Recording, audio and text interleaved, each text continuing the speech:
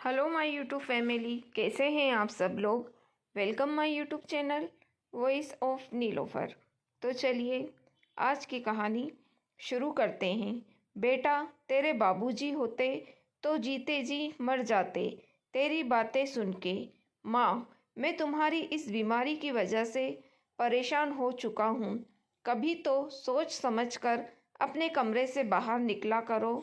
और मैंने तुमसे कितनी बार कहा है, मेरे दोस्तों के सामने यूं बार बार खांसी मत खाया करो।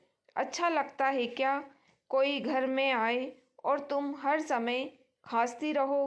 तुम्हें शायद पता नहीं, तुम्हारी खांसी की आवाज़ से परेशान होकर मेरे दोस्त यहाँ से जल्दी चले गए। और एक दोस्त तो यह भी कह रहा था कि उस दिन भी तुम्हारी माँ बहुत खांस रही थी। अब तक उनकी खांसी गई नहीं क्या? कहीं उन्हें कोई गंभीर रोग तो नहीं? हमें यहाँ आना बंद करना पड़ेगा। और मुकेश, तेरे परिवार का ध्यान रख, वरना कहीं इनकी वजह से तेरे परिवार को कुछ रोग ना हो जाए। माँ, आप अपने कमरे से ज़्यादा बाहर मत निकला कीजिए। मुकेश गुस्से में अपनी माँ कल्पना जी से बोला।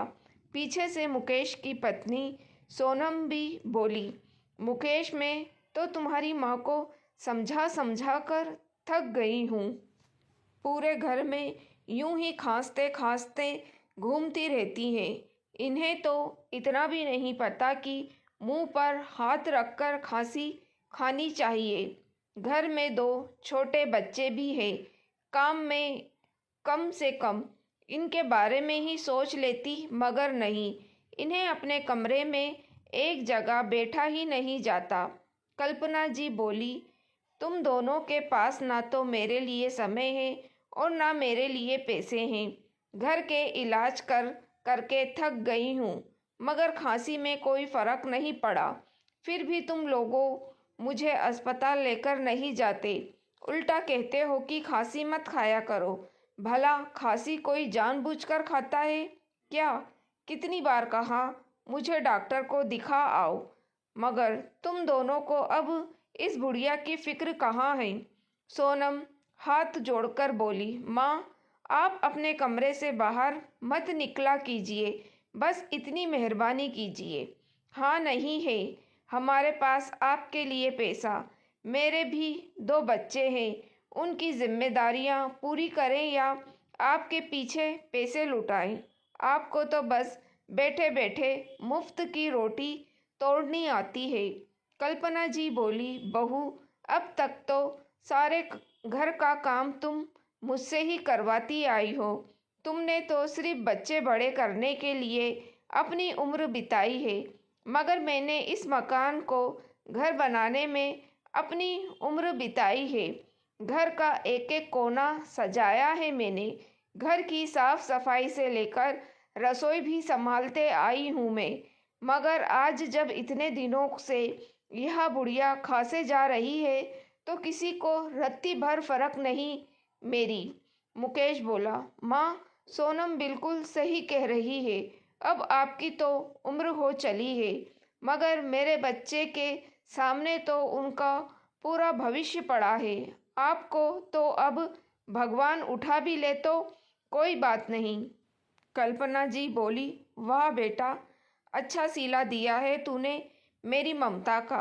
अच्छा हुआ तेरे बाबूजी मुझसे पहले ही इस दुनिया से चले गए, वरना आज वह यह सुनते तो जीते जी मर जाते।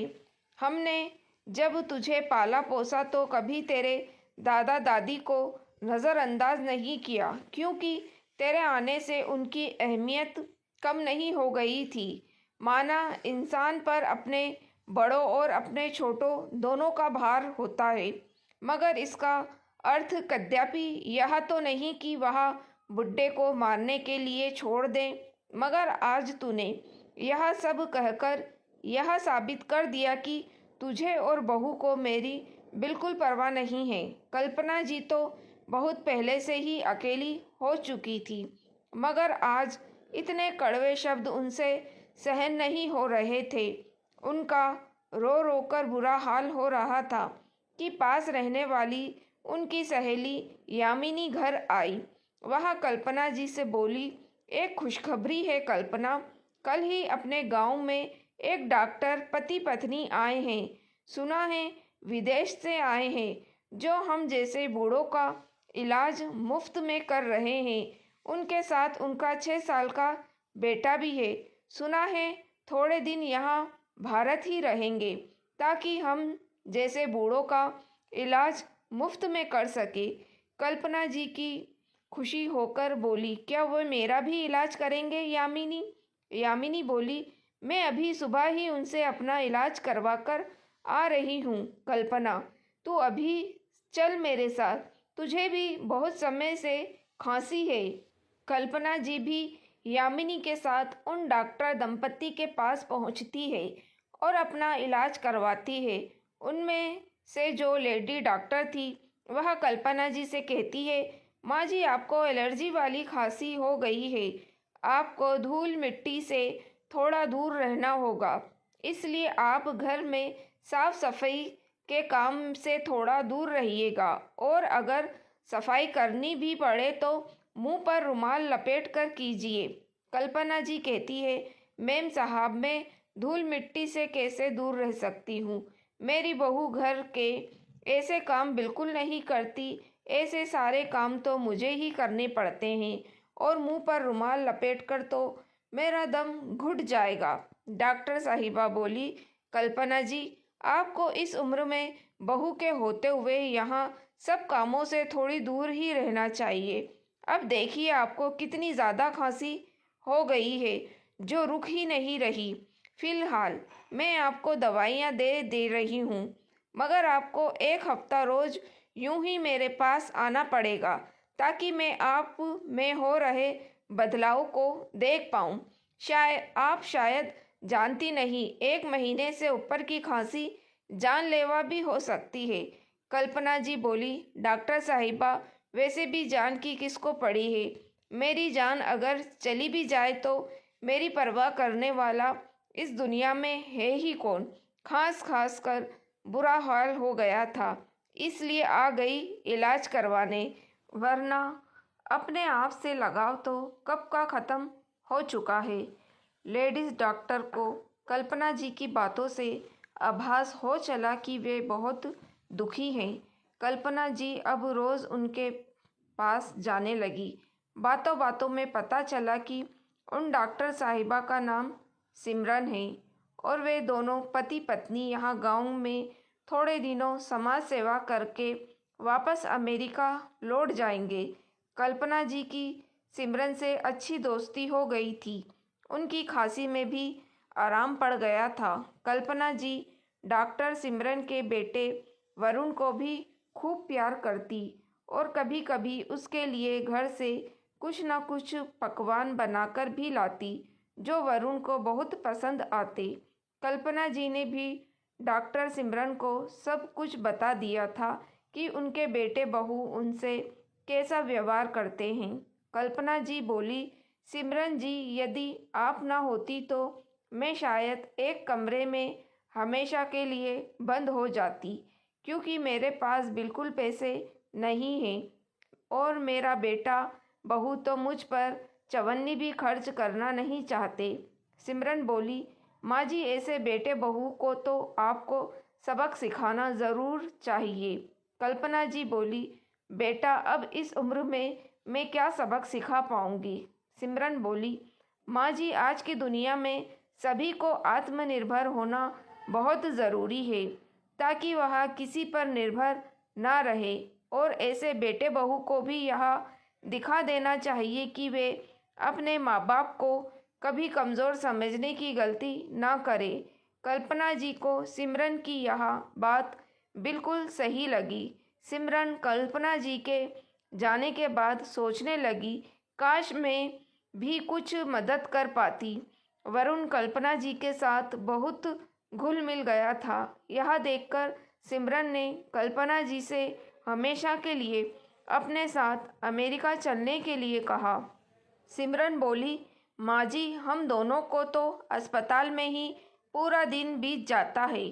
अगर आप वहाँ आकर मेरे बेटे रसोई का काम संभाल ले तो आपकी इनकम भी शुरू हो जाएगी और आपको यहाँ आपके बेटे ऐसे बेटे बहू के आगे कभी हाथ भी नहीं फैलाना पड़ेंगे।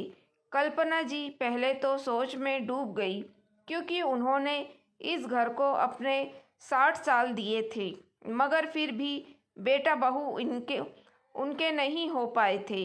वैसे भी ऐसे बेटे बहू के साथ रहकर अपना सम्मान खोने से बेहतर यही था कि डॉक्टर साहिबा के साथ जाकर आत्मसम्मान की रोटी खाना।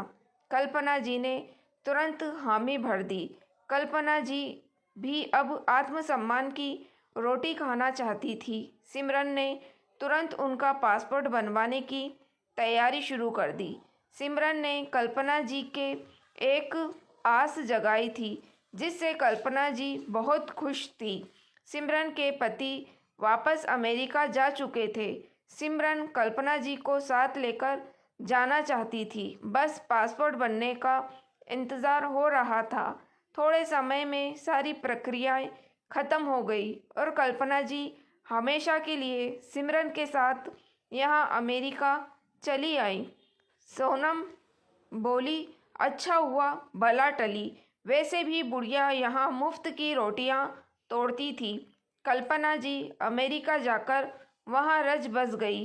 पूरे दिन वरुण और रसोई संभालती और बदले में पैसे और सम्मान दोनों पाती।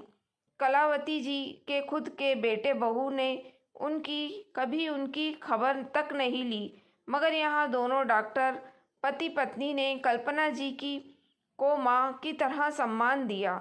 सिमरन ने कल्पना जी को अपनी माँ जैसा प्यार दिया। यहाँ आकर कल्पना जी ने भी कभी अपने स्वार्थी बेटे और बहू को याद नहीं किया।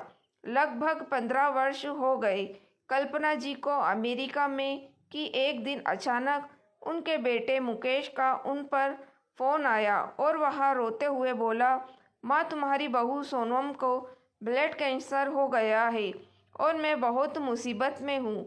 शायद हमने जो तुम्हारा हर पल तिरस्कार किया, यह उसी की सज़ा है। माँ, मुझे माफ़ कर दो।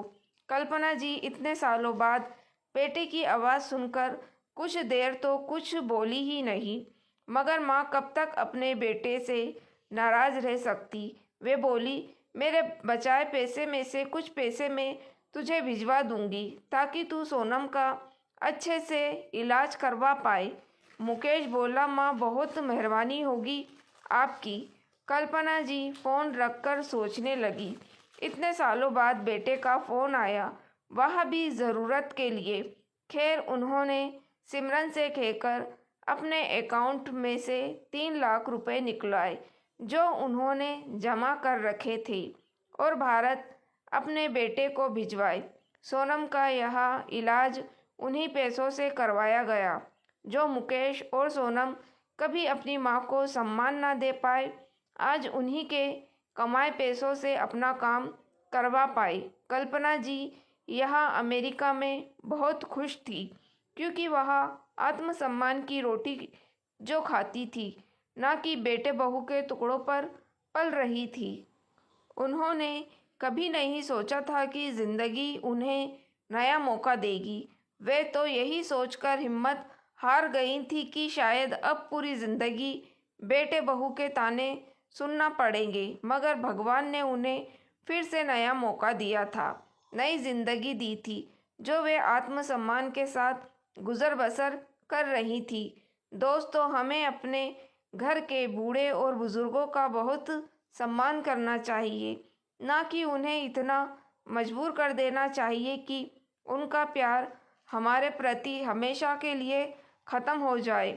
और कभी भी किसी को इतना कमज़ोर नहीं समझ लेना चाहिए कि वह तुम्हारे बगैर कुछ नहीं कर सकता, क्योंकि जिस भगवान ने हमें सभी को धरती पर भेजा है, उन्होंने हमारे भरण पोषण का इंतज़ाम भी कर रखा है। अपने घर के बड़े बूढ़ों को इतना मजबूर भी मत कीजिए कि उन्हें इस उम्र में अपने लिए आत्मसम्मान की रोटी की खोज में निकलना ना पड़े। तो दोस्तों, कैसी लगी आपको कहानी? लाइक और कमेंट करके ज़रूर बताइएगा। मेरी वीडियो को शेयर करना ना भूलिएगा। मेरे चैनल वॉइस ऑफ नीलोफर को भी सब्सक्राइब ज़रूर कीजिएगा। Thank you for watching.